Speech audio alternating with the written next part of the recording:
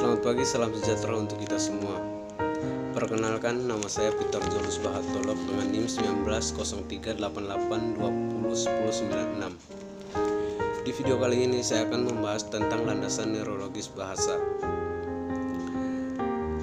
yang dibagi menjadi 5 bagian, yaitu teori dan metodologi landasan neurologis bahasa. Yang kedua, struktur dan organisasi otak manusia. Yang ketiga, hubungan otak dengan bahasa, perkembangan bahasa pada anak. Yang kelima, perbedaan otak wanita dengan otak pria.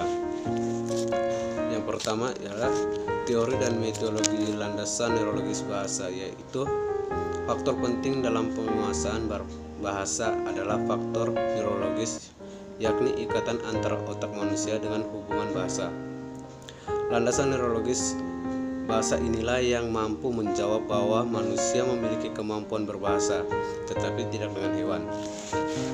Yang kedua, struktur dan organisasi otak manusia dibagi menjadi 3 tahap, yaitu tahap perkembangan ukuran, adanya perubahan reorganisasi pada otak, muncul sistem fiber yang berbeda-beda di daerah tertentu. 3. Hubungan otak dengan bahasa.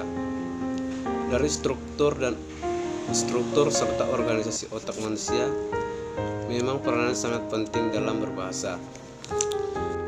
Menurut Brown, adalah seperangkat simbol, vokal maupun visual, yang sistematis suka mengonvensionalkan makna kata yang dirujuk dan dipakai untuk berkomunikasi oleh manusia dalam suatu komunitas atau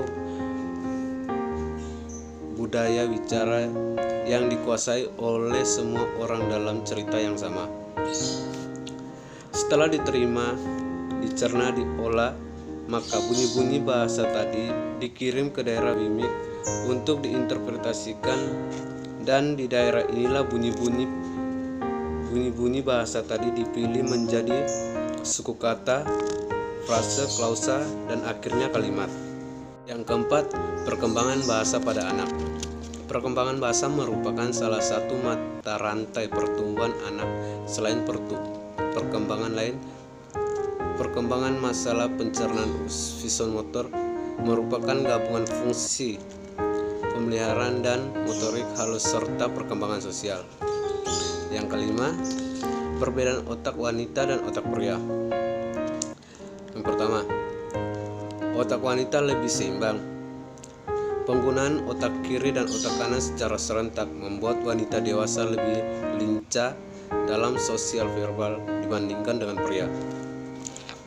Yang kedua, wanita lebih tajam. Wanita lebih tajam dalam berbagai hal, yakni penglihatan, pendengaran, daya ingat, dan perasaan.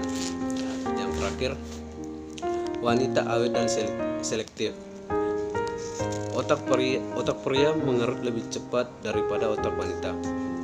Wanita memiliki kemampuan untuk menyesuaikan kecepatan metabolisme otak atau pemakaian energi oleh otak dengan umurnya, sedangkan kecepatan metabolisme pria semakin boros energi dengan umurnya yang bertambah.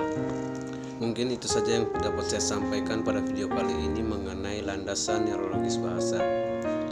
Mohon maaf jika ada kata-kata yang tidak berkenan. Atas perhatian, terima kasih.